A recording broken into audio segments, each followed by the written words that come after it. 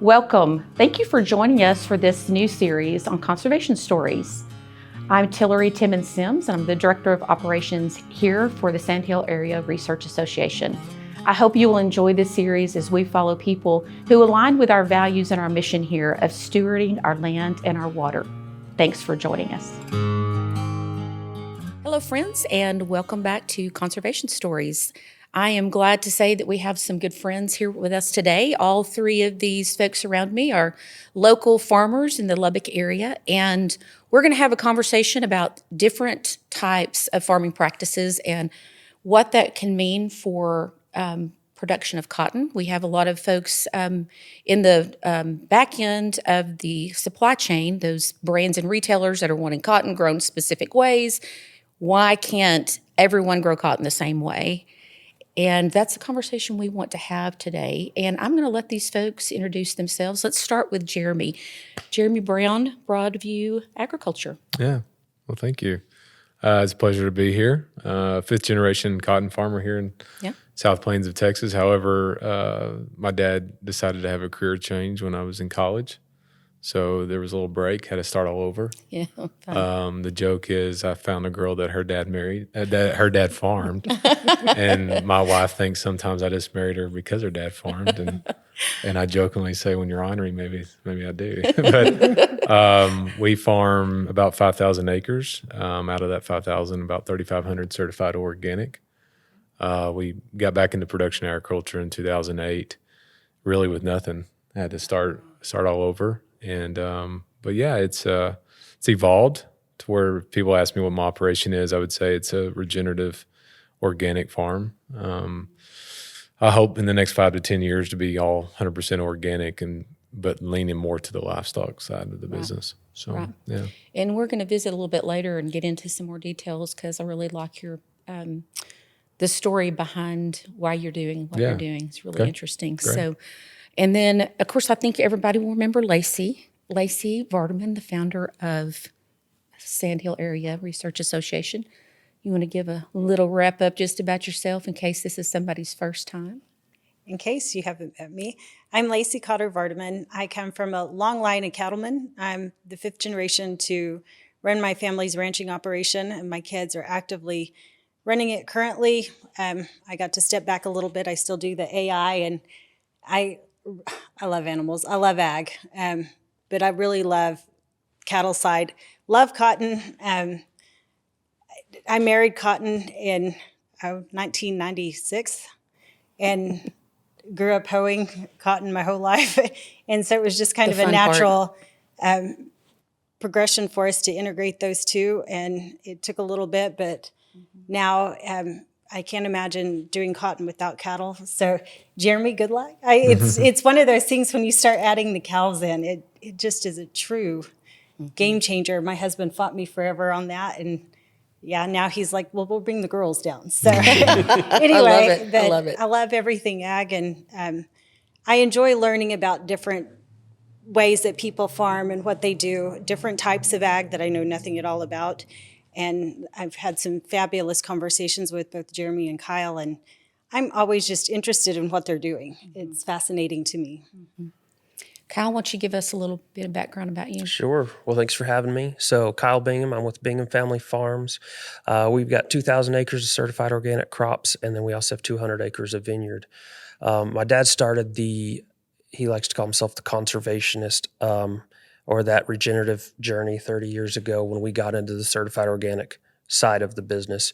And then as we continued that journey, he was always looking for better rotational crops, other things to commoditize that we can sell alongside the cotton.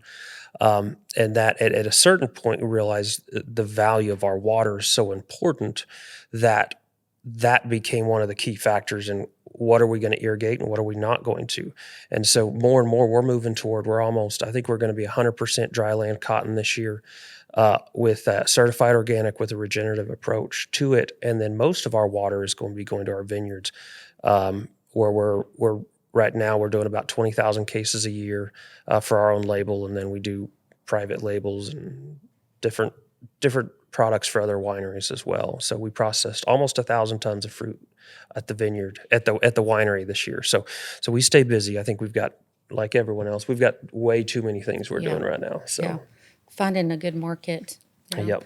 I like that your dad understands the value of what he's done over the years, and I've known Kyle's family forever, and actually Jeremy's grandparents and my grandparents were neighbors for many, many years. And I remember, just telling on myself when the Binghams started doing organics, and I was kind of one of those, that is crazy. It's a fad. It'll go away. It'll end.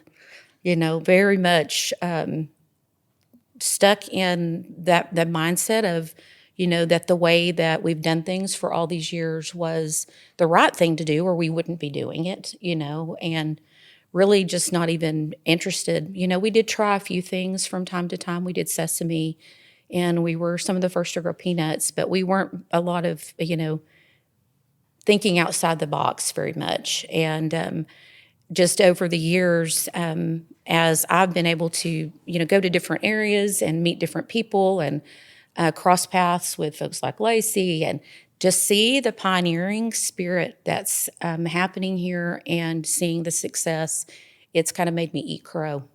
So we really wanted to have this conversation to showcase the different methods of production that you all are using, and to show that each one of these are viable methods, and that the people that are doing these methods can be neighborly, can get along. We have, some issues now in the High Plains with some chemical drift issue that's really caused a lot of social problems inside our culture, dividing people. The way I farm is impacting the way you farm, but I've been here longer, or, well, but that can't last. Y'all know what I'm talking about. It's just back and forth. And it's an unfortunate time because we really need to be working together collectively in ag. There's a lot of changes that are coming. Some of the ideas and practices that people want implemented are viable and we can do them, and some aren't. And we need to be able to work together as a collective to support agriculture. So let's kind of backtrack a little bit. And Jeremy, let's go back to you and talk about the different types of, so organic, you and Kyle both are organic, Lacy is not organic. Just give us a short rundown on what that means, like third grade level. Yeah. What does it take for you to be organic? Yeah, well, the basics are you can't use any synthetic fertilizers or pesticides or chemicals, no GMOs. That's probably the basics. I think most people can get that, they can understand that. Therefore, you're limited on the tools that you have available to grow the crop, and so that's where I feel like the creativity comes into place. When you don't, I tell people a lot of times we have easy buttons. When Roundup came on the scene, it became the easy button for weed management. Well, as an organic farmer, I don't have that easy button. So, and if I want to decrease my tillage, then I've got to be creative and try to really think outside the box, or even just go back to old practices and techniques. So yeah, I would think that would probably be the most basics. And, how I got into organic really, Cliff Bingham, Kyle's dad, when he started growing organic peanuts in the 90s, my dad harvested his peanuts for him. We go way back too. In fact, almost kind of related in family. But so I remember thinking the same thing, like, why would you be an organic farmer? When I say my dad had a career change, it was kind of forced. And that's how production agriculture can be. And so, but my love for farming, when I got back into it, I really had a drive to make this successful. And my 10 years away from the farm, I had many other job opportunities where I was introduced to a lot of different production practices.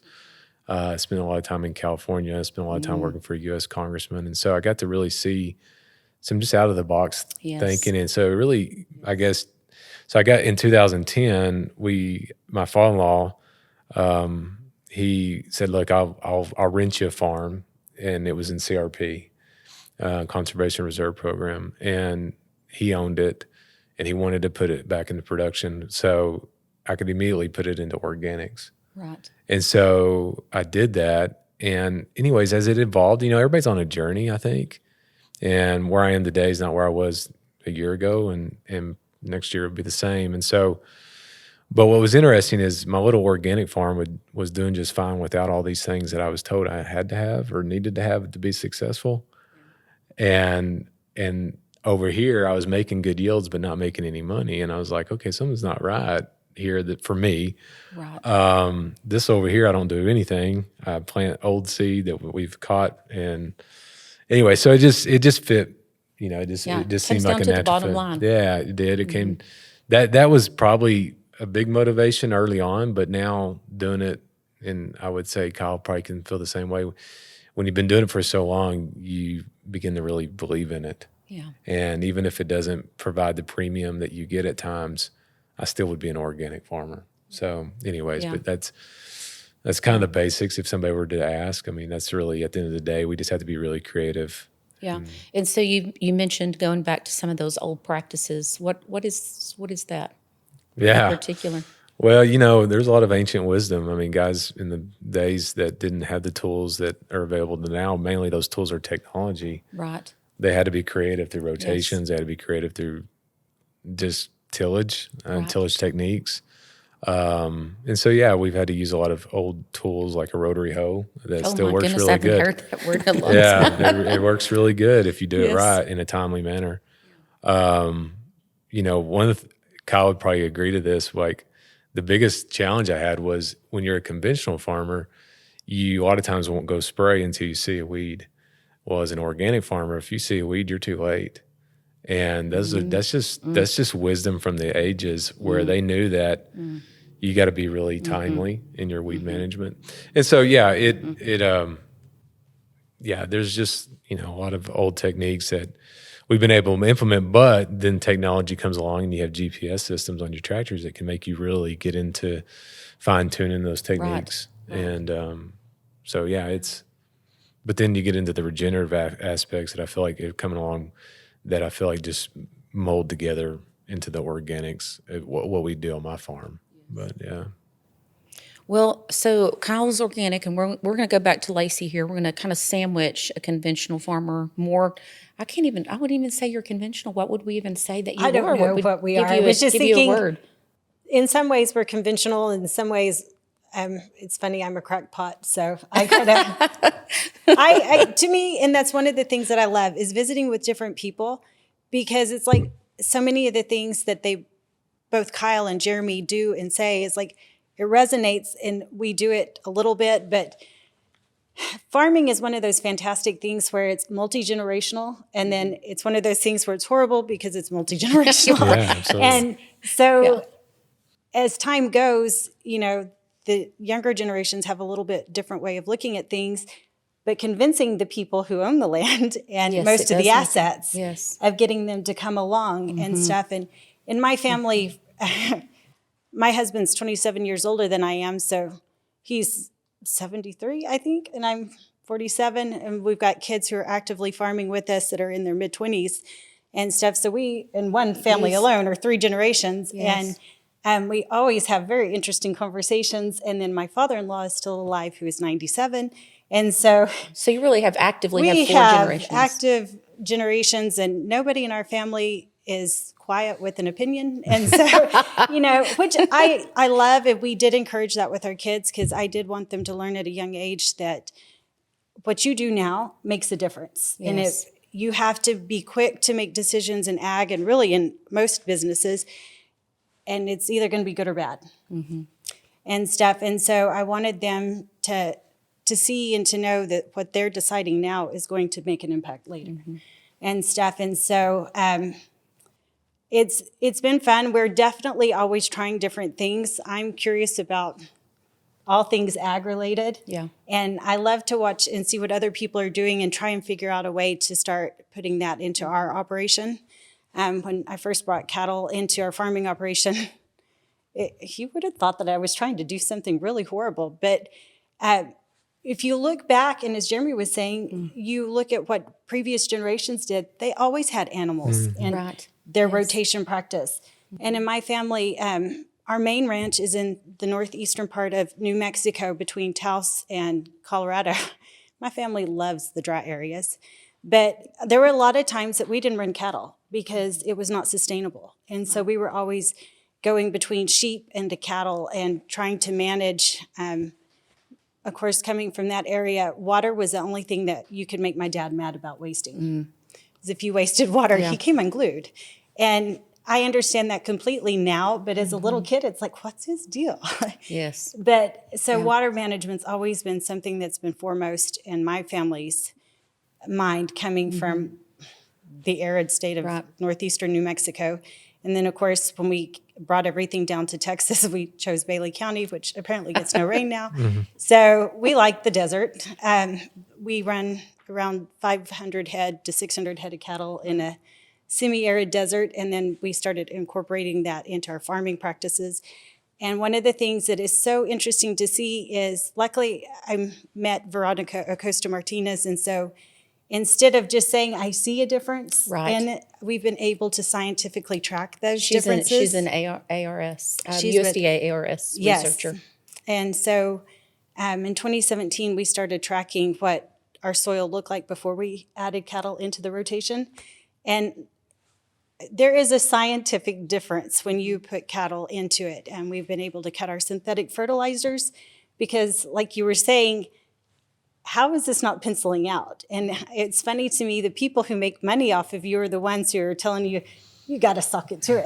Yes. And no, you don't. And so that's been interesting. We have landowners that we've been farming their land since the 60s, and they went out of business because they couldn't make a living farming it. And so they want to tell us how to farm it. And I just shake my head at that. And it's like, no, we're going to do this a little bit different. So one of the things I spend a lot of time doing is visiting with landowners and just people in general and explaining these are the changes. When Dean and I got married in 1996, what we spend now in seed, we could farm for more than a year on. There's that big of a cost difference. The inputs always go up. They never go down. They never go down. But I mean, in roughly a 27-year time period, what we spend in seed alone. I mean, we could have farmed and spent a lot of money for that. So what does it look like, for, people that are listening or watching when you say that you brought your cattle on? What does that actually look like? Well, we started planting winter wheat, and we do, depending on the year and whether it looks like we're going to get rain and stuff, we'll kind of plant different mixes and stuff. And I've enjoyed watching Jeremy's place because he farms down the road from me. And so I'm constantly driving by it.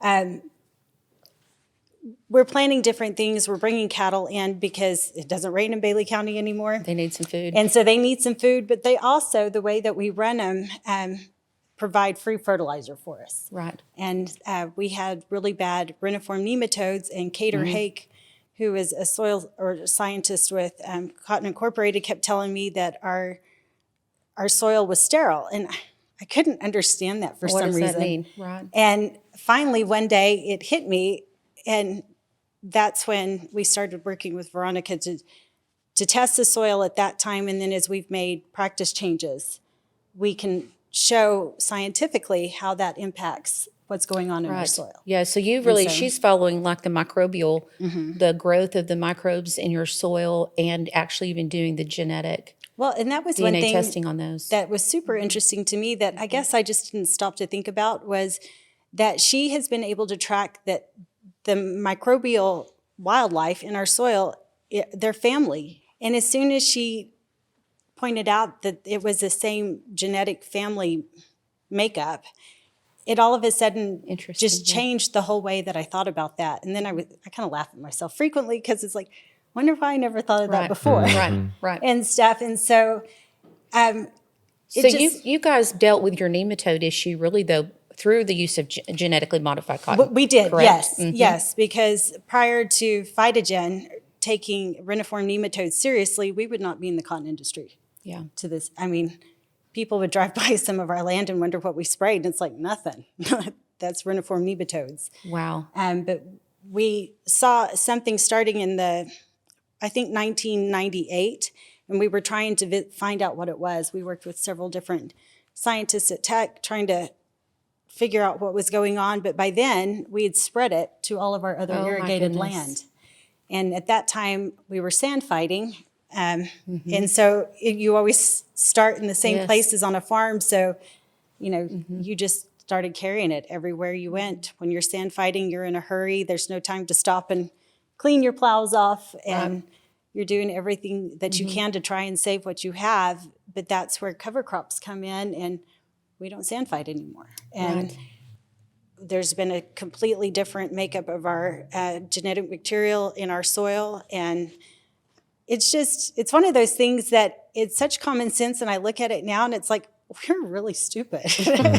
Why, we didn't, and we knew that we were spreading something. We didn't understand what it was at the time. Right. And by the time we found out what it was everywhere. It was everywhere. We were trying to figure out how we could handle it. Luckily, Phytogen came in, and they had some really good cotton.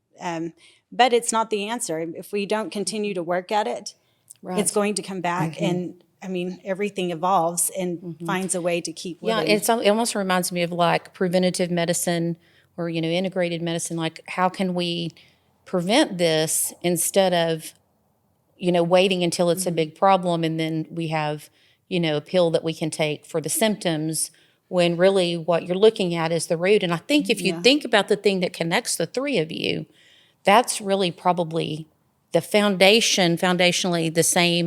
You have the same thing at heart, which is the life and the health of the soil. So Kyle, give us a little background about kind of what organic practices looks like on y'all's farm. Sure. And you guys have some interesting, because we saw your dry land this year. I love And it was both amazing. of them have some fantastic dry. Well, we picked up, so we've been running the 80-inch row. We were watching you do it, and then we were like, well, let's try that. And so we had a lot of success going to the 80-inch row, one seed per foot, lowering that plant population down. It's a journey. We're still learning. My dad's been doing this for 30 years, and now he's switching his row spacing. This coming year, he's going to be almost 90% plus 80-inch row spacing. He doesn't, making a big change like that. And he did it slowly, all right, we saw it work somewhere else. Let's try a little bit on our here. And we ran a side by side. We had it gen separately to see like, how's it going to grade out? What's the yield? And, that's part of the journey. One thing I love to touch on when we start talking about what's organic, what's regenerative, what's a conservation, what does that all mean? The definitions are pretty simple. Certified organic just means you're going to document and validate and carry a certification that you are only using the allowed chemicals, or you're not using the certain chemicals to maintain your organic certification. Regenerative just means you're farming with the intent of an improved ecological outcome in your soil. I mean, that's what we all do. That's what we're all doing. So at this point, any good farmer is a regenerative farmer. And it's going to look different here in Lubbock versus, California, East Coast, Midwest. It's going to look different. But the idea is you're farming to improve the soil with the tools you have, with the crop you're growing every year. That's all regenerative means. And so that's been a big part of where our journey's been, where we used to be cotton after cotton, and then we started running a pretty extensive rotation. That's a great way to kill your nematodes, because it doesn't give them a constant feed source. And I think, I know back in the 90s. It's a good way to control them. Once they're there, that's different. It's a lot harder to get rid of them than if you can keep them out. But that was one of the things that was pushing us towards peanuts back then. Yeah, peanuts back when we had better water, peanuts, prices were better too.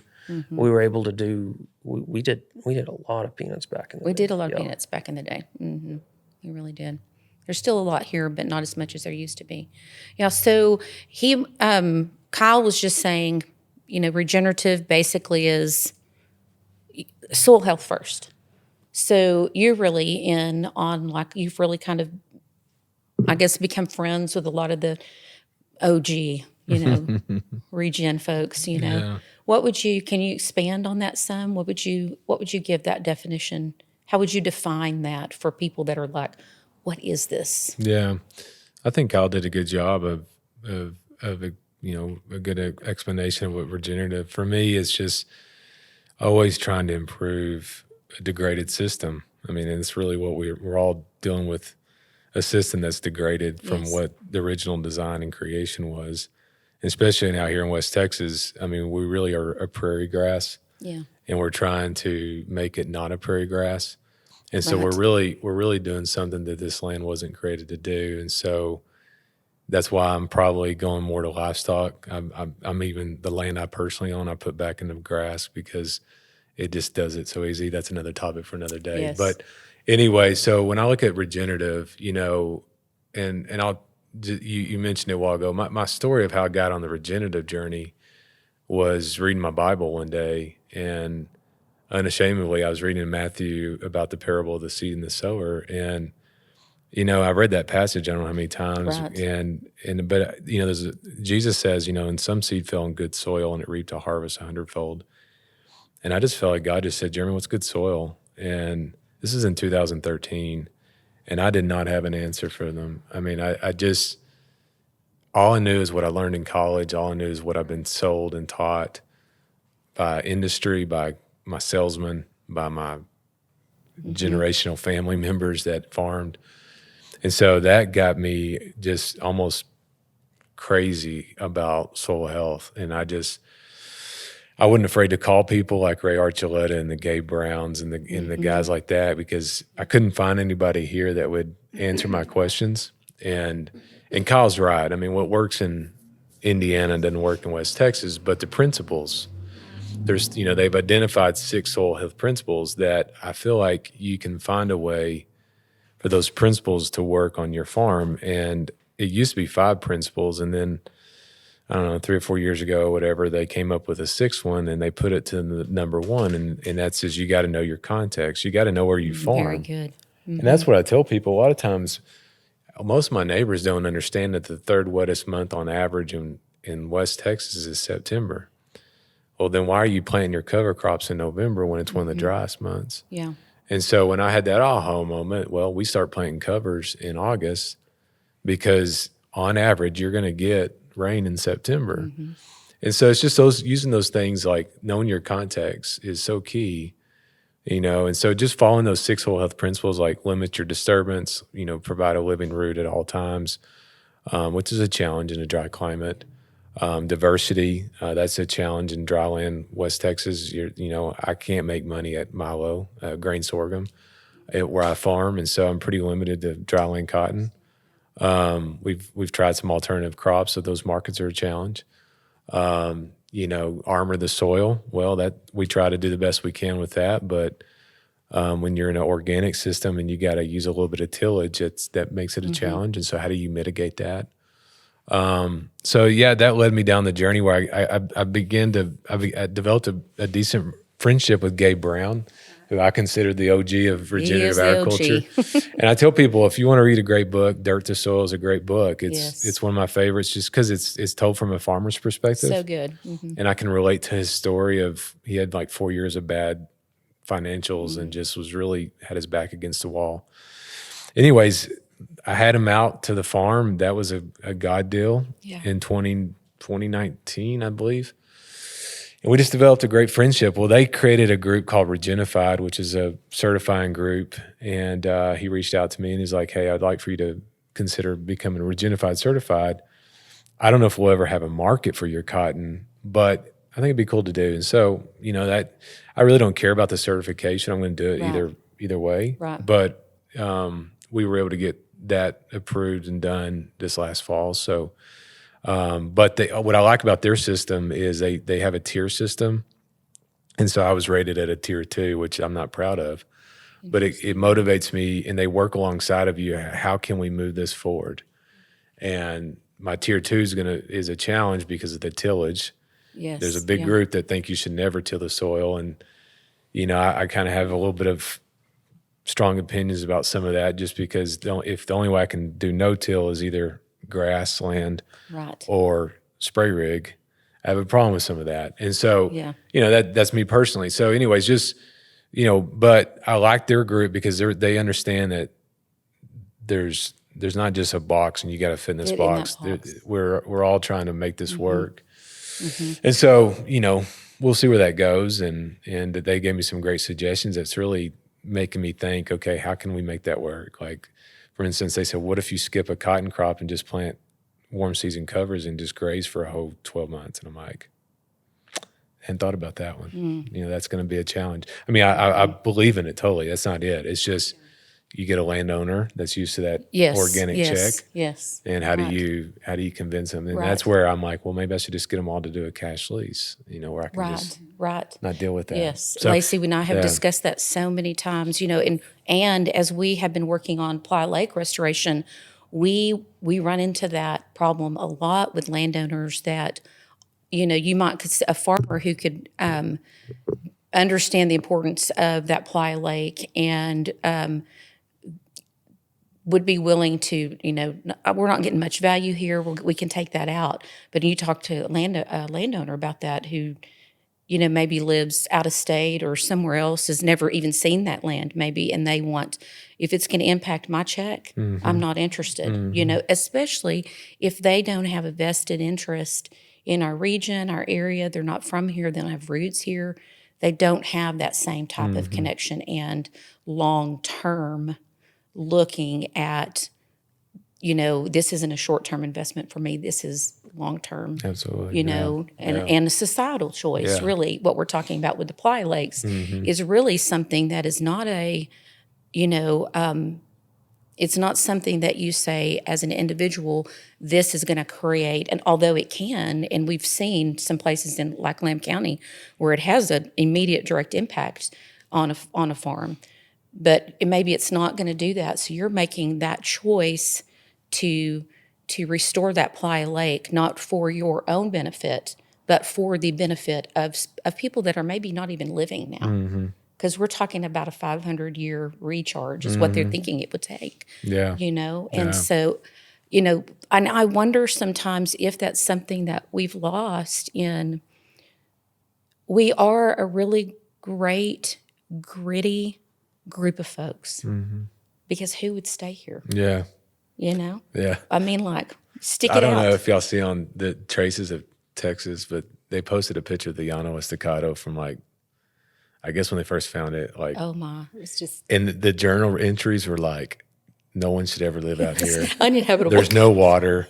It was like Cortez or somebody like that. I don't know. And it's just like, I saw that yesterday. It was on Facebook. Somebody posted it, and I thought, that's our part. That's our context. That unfortunately, we as production agriculture, I love Gabe Brown's quote. He says, "Don't try to outperform your environment." Oh wow. And that is what we are. That's what all we do. That's what irrigation is. Yes. Like irrigation in West Texas is we are trying to outperform our dry climate. And unfortunately, I think our generation is now seeing the negative effects of that. Right. And, but anyways. One of my favorite quotes, if you watch Ken Burns' documentary on the Dust Bowl, is a farmer from up in the, probably north of Amarillo. And he said, someday someone's going to ask, why did you use all the water?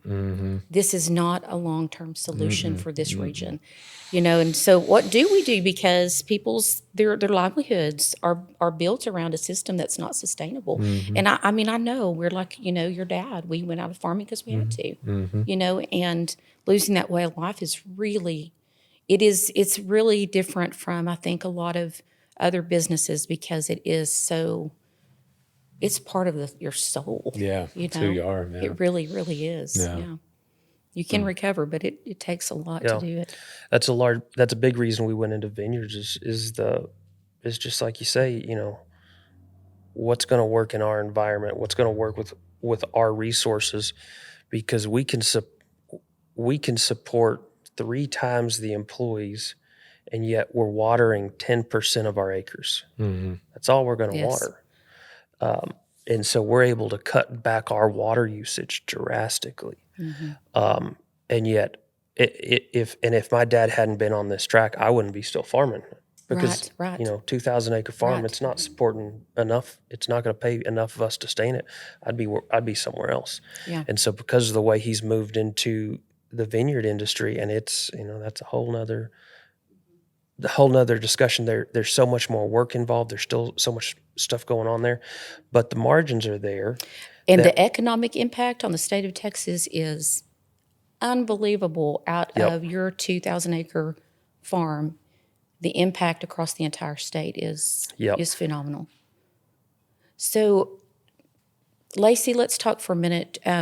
Jeremy mentioned, certifications. Let's talk a minute about, what you're doing with Madewell. I feel like I'm certified out the wazoo. I know, right? I've got 3 different certifications on cattle, 3 or 4 on cotton, and I feel like all I do is fill out paperwork for people. Right. But it's starting to make a difference. I think one good thing that it does is it makes people really stop and look at what they're doing. And when you're in the moment of farming, you're doing what you've got to do because one day could wipe you out, depending on the weather. Mm-hmm. So you're constantly concerned about what you've got to do at this moment. And then when I'm doing the certification and stuff, and luckily I'm middle-aged and I have, my nephew is 27 and my oldest daughter is 24, I think. Anyway, they both love spreadsheets. And so Molly tracks all of our water use. I mean, she's got spreadsheets out the wazoo. Oh, and I'm telling you, I have seen the girls' notebook. When it comes time for me to do certifications, it's like, send me your stuff. Yes. I keep up with one end of it. Molly does the water. My nephew monitors the spraying. I would like to go back to one thing that Jeremy, I'm constantly passing one of his farms. You planted some of your multi-species cover crop, I'm guessing August. I'm not good with time, but I just pay attention and watch it, and it's like, love it. Because I bought the stuff to do that, and then was telling my husband about it, was really excited. He's like, we're going to kill it when we spray the cotton. When we defoliate. And it's like, ugh. Yeah. Yes. And so, but the picture of your cotton open. And the cover. And all that cover. Yeah. And the cattle in it. I love it. It's amazing. Yeah. Well, it's so fun because and don't get me wrong, in 21, for some reason, we didn't get that rain in September. Right. Okay. Yeah. And I don't mind sharing this, and I don't say this to look at me, but my cover crop bill is a $60,000 bill because that's my fertility. Okay. Yes. Yeah. And in 21, I planted $60,000 worth of seed. Not one of it and came it didn't up. come up. So there are failures in that. And that's where I recently gave a talk on at Soil Health Institute or Soil Health Academy at High Plains Journal. And my focus of the talk was you got to have a why for what you do in life. There's a great book by Simon Sinek called, Know Your Why. And the reason why I'm going there is because so many of my neighbors say, well, I tried that cover crop and it didn't work. They tried it 1 year. Yeah, they tried it 1 year. Yeah. Or they tried a different species besides wheat. And, they spent, because, it gets expensive when you add the legumes. But if you don't have a why, no, I do this because I believe in it. It's my purpose. It's my goal. And so, but yeah, if we plant it, we always try to be planting, and that's a benefit of being organic. I can't defoliate my cotton. Yeah. And so, this year we planted that in August, the one farm that Lacy's talking about. And in September, I had 10 inches of rain. It was gorgeous. I mean, and so just and so it's so fun. I mean, it's so fun to be stripping or harvesting cotton and you got a big old radish hanging out to your module, but, it doesn't affect my grades and it's amazing. I get so geeked out and I enjoy it so much, but it goes back to timing. And you've got to be ready to go, and it's faith, right? Because I'm throwing out a bunch of seed, hoping for rain. And that's one thing that we don't. I mean, we plant cover crops if it looks like it's going to rain because we don't water our cover crops. I'm not going to waste water on cover crops. I mean, yes, we planted in 21. 10,000 acres of cover crops. And in September of the following year, we got some rain and they finally started coming up. Goodness. Wow. But made for some great grazing. But yes, you do have to have faith that, you do it because you believe in it. The amount of gas and time that you spend going out there, your cover crop seed, we put a lot of money into it. And How do bankers feel about that? About what? Taking a risk on cover crops, 60,000. How do bankers feel about that? I mean, you think about like that's another limiting factor Yeah, for it folks is. changing their practices. But Kyle can probably relate to this. But as an organic farmer, that's I don't do compost. I really don't do anything. So the cover crops and the animals are my fertilizer bill. So if my neighbor's spending $200,000 in Right. synthetic fertilizer, and I'm planting it the way God designed it, and when 70% of our air that we breathe is nitrogen, Yes. and He's given us plants to capture that nitrogen and put Right. it in the soil. So it's not that big. And there's ways you can mitigate that. We're trying to grow a lot of our own cover crop seed now Oh, to interesting. try to Yeah. at least cut that in Yes, half. great idea. Yeah. So Yeah, that's a great idea. That's one of the things that we've done too, is we've quit buying so much synthetic fertilizer. Some of the stuff that we do buy is pressure from landowners that want that on their land. Insist it, And what has been interesting is we've been able to show them on farms where I've run cattle, because we split all of our irrigated land in half. And so one half of a pivot sits out for an entire year with a multi-species cover crop if it came up and stuff. And then that's kind of my way of kind of Right. going the direction that these guys are, but still Satisfying the we people have that own the 10,000 land. acres Yeah. to get across, and I would like to do something else, but until things change a little bit, Right. we're kind Yeah. of the way we are. But it's like everybody says, it's a journey, and you're kind of going, and it's interesting because we have 4 generations all farming at one time. The conversations that we get in and watching our neighbors do different things. Molly and I have really been advocating for 80-inch dry land. And then you and I were out at Kyle's and Yes. knew the year we had just plowed up or shredded, 6,000 acres of dry land? Wow. Yeah. And to see his and how loaded it was, I came home and it's like, you got to come see this. And so Dean is more on board of going that way. One of our partners, he looks at everything from an insurance point of view, and that drives me insane. That's hard. It drives me insane. So family meetings are always somewhat interesting for us. But you raise a great point though. Like the 80-inch cotton has been, or the wider or whatever that spacing is. But if you go back when we talk about the wisdom of the ages, Yes. they all grew a lot of cotton 2-in-1. They did. Or skip row. Skip row. Because they knew. And the Bible tells us this. The Bible has every wisdom that we have. The Bible says there's 2 things that are never satisfied. The eyes of a man, we won't go there, but the land is never satisfied with enough rain. And then when you look at our average rainfalls, 18 inches on average. And On a if you good look, year. On a good year, and then you look at when that 18 inches actually comes, growing a winter crop really doesn't make sense for us because that's our driest months of the year. But we got away from all that because of programs. Yes. Yes. Whether it was exactly. a government program or an insurance Exactly. program. And I get it. I totally get it. It's a financial, it's been what sustained us through some of these years. Yeah. But it does work and it's fun. I love the wide row. I mean, Yeah. it's. Well, we drove past some skip row. Oh my goodness, probably 2 years ago or something. We were out towards Meadow, and Doug said, "Wait a minute." Backed up. He's like, "That is skip row cotton. That has got to be Cliff Bingham's cotton." He hadn't seen it in years and years. Yeah. Yeah, we tried a couple different things last year. And I think the principle just came down to limiting your plant count to what you could finish out successfully. But that's one of the things that excites me about that is you look at how much we all spend in seed. You guys, I don't know what organic seed costs, but I know what I pay in seed. I am excited about 2 plants. Oh my goodness, the cost savings. Just the cost savings on Yes. 6,000 acres of dry land Oh, yeah. Yes. is going to be phenomenal. Right. And just trying to get that through, I don't know.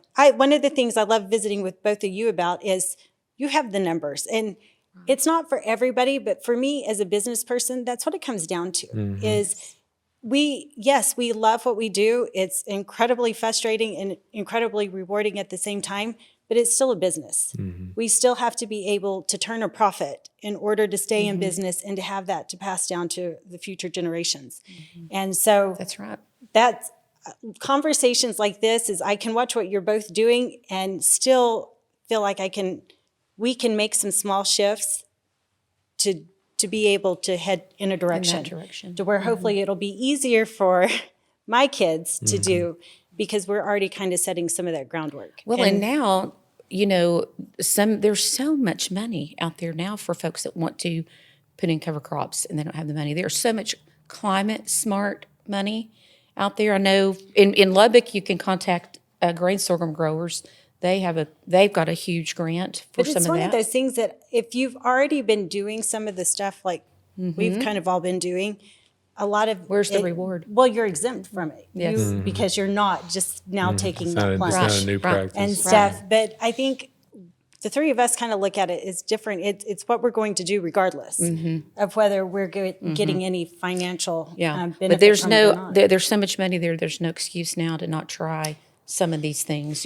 That's like true, If but there's no some- economic excuse, maybe Some people say try it that's for not one that year that's on a dry necessarily an year and it excuse. didn't come up. Didn't and come up. Right. Yeah. So Yeah, and not to say that people are trying to make excuses. I think everyone is, for the most part, legitimately looking at their bottom line and trying to make it work. I just hope that people can learn a lesson from me and don't dig in your heels so much, and be willing to think that maybe the way that we have been doing it the last several years is not the only way to do The it. only way. Yeah. one of the things that really drove it home to our employees and our family is this past year we took on, one of our neighbors retired and we took on just under 3,000 acres of his land. And he had tractors that we bought that were 4 years younger than ours, but had almost 2 times the hours because he plowed nonstop. And he also had a brand new sprayer that he would spray at the beginning and the end. Anyway, just kind of different ways of farming, but